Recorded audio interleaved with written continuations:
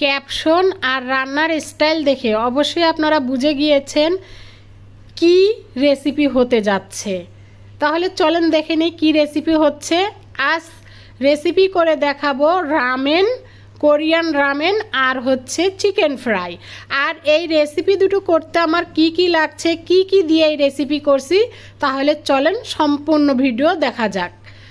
এখানে আমি চিকেন আগে থেকে ম্যারিনেট করে রেখেছি। চিকেন পপকর্ন কেটে মশলা দিয়ে ম্যারিনেট করে রেখেছি। মশলা ব্লেন্ড করে নিয়েছি। সয়া সস, টমেটো সস, আদা ফ্রোজেন করা নিয়েছি। এখানে ময়দা নিয়েছি, ডিম নিয়েছি, সব কিছু আমি সাজিয়ে গুজিয়ে নিয়েছি। রান্না করবো আর আপনাদের সাথে একটা একটা করে শেয়ার করব। এখানে লবণ, হলুদ, চাট মশলা, গরম মশলা, জিরের গুঁড়ো, ধনিয়ার গুঁড়ো, মরিচের গুঁড়ো, ময়দা সব নিয়ে নিয়েছি। এখানে নিয়েছি কোরিয়ান রামেন নুডলসটা।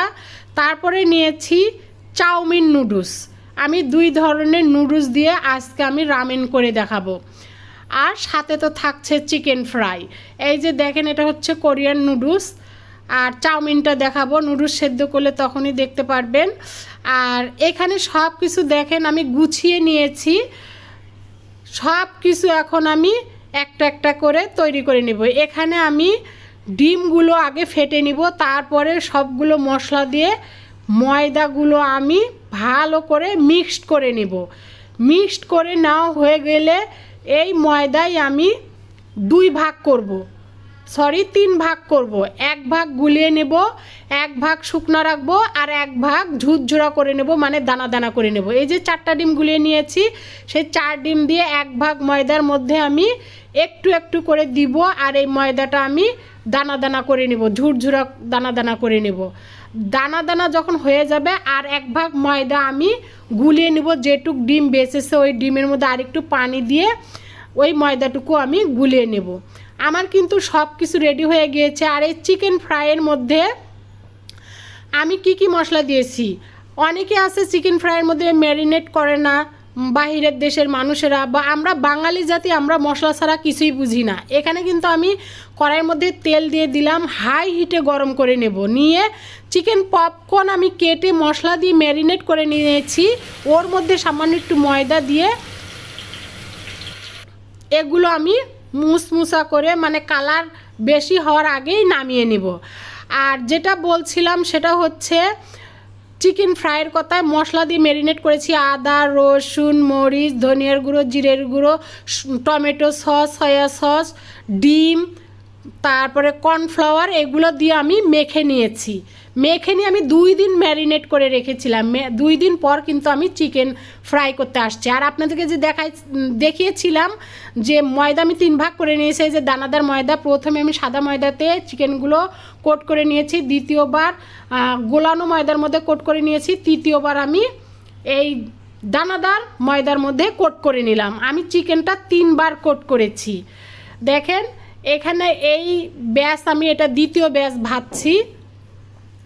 আমার প্রথম ব্যাস অলরেডি ভাজা হয়ে গিয়েছে, এটা হচ্ছে দ্বিতীয় ব্যাস। আমার চিকেন ফ্রাই কিন্তু দ্বিতীয় ব্যাসও ভাজা শেষ। অনেকে আছে কিন্তু চিকেনটা বাহিরের দেশের মানুষরা বা অনেকে বাংলাদেশের মানুষরাও কিন্তু ঝাল একেবারেই কম খায়, খেতে চায় না। চিকেন ম্যারিনেট করা যার যার ওপর নির্ভর করে। অনেকে চামড়া সহ করে, অনেকে চামড়া ছাড়া করে, অনেকে অনেক ঝাল দিয়ে করে, অনেকে ঝাল ছাড়া করে। যার যেরকম, যে যেমন খেতে পারে সে সেই রকমই এই চিকেন ফ্রাইটা করে। আমি যেরকম খাবো, যেরকম ভালো লাগবে আমার কাছে, আমি সেইভাবেই চিকেন ফ্রাইটা করেছি। আমার কিন্তু অলরেডি চিকেন ফ্রাই কমপ্লিট। আর এই চিকেন ফ্রাইটা আপনারা অনেকে হালকা করে ভাজতে পারেন, আমি একটু ডিপ করে ভেজে নিয়েছি যেহেতু আমি খাবো। আর এখানে আমি চিকেন পপকর্নগুলো আমি এখানে কোট করে নিব। প্রথমে রসুন একটু ভেজে নিয়েছি সামান্য একটু তেলের মধ্যে, তারপরে দিয়ে দিয়েছি আমি যে মশলা ব্লেন্ড করে রেখেছিলাম সেই মশলা, তারপরে দিয়ে দিয়েছি টমেটো সস, সয়া সস দিয়ে ভালো করে কষিয়ে নিয়ে চিকেন পপকর্নগুলো দিয়ে দিয়েছি। এখন আমি এখানে রামেন নুডলসটা আর চাউমিন নুডলসটা আমি দুইটা একসঙ্গে দিয়েই আজকের রামেনটা তৈরি করব, স্পাইসি রামেন। যে মশলা দিয়ে আমি রামেনটা তৈরি করব সেই মশলার কথাটা আগে আপনাদেরকে বলে নেই। সেই মশলা হচ্ছে টমেটো, শুকনা মরিচ, কাঁচা মরিচ, পেঁয়াজ এগুলো আমি সুন্দর করে তেলে ভেজে নিয়ে আমি ব্লেন্ড করেছি। যেহেতু এই রামেনটা স্পাইসি সবাই খেতে পছন্দ করে, আমি রামেনটা স্পাইসিই করব। চাউমিনগুলো আমার সেদ্ধ হয়ে গিয়েছে। নর্মাল পানিতে আমি ধুয়ে নিব, নিয়ে 15 মিনিট ফ্রিজের পানি দিয়ে ভিজিয়ে রাখবো। আর সেদ্ধ করার সময় আমি সয়াবিন তেল দিয়েছি যেন একটার সঙ্গে একটা লেগে না যায়। এখানে আমি চিকেন ফ্রাই করা তেল দিয়েই এই চাউমিনটা তৈরি করব। এখানে তেলের মধ্যে দিয়ে দিলাম আমি 4টা টমেটো আর একটা গাজর দিয়ে ব্লেন্ড করেছিলাম, সেই টমেটোটা দিয়ে দিলাম।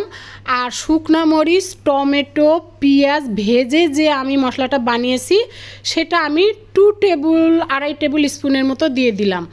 দিয়ে যখন ওগুলো কষানো হয়ে গেছে মশলাটা, তখন আমি এই নুডলসটা দিয়ে দিয়েছি। যখন এই রামেনটা আপনারা কেউ তৈরি করবেন, অবশ্যই মশলাটা ভালো করে কষিয়ে নেবেন, না হলে কিন্তু এই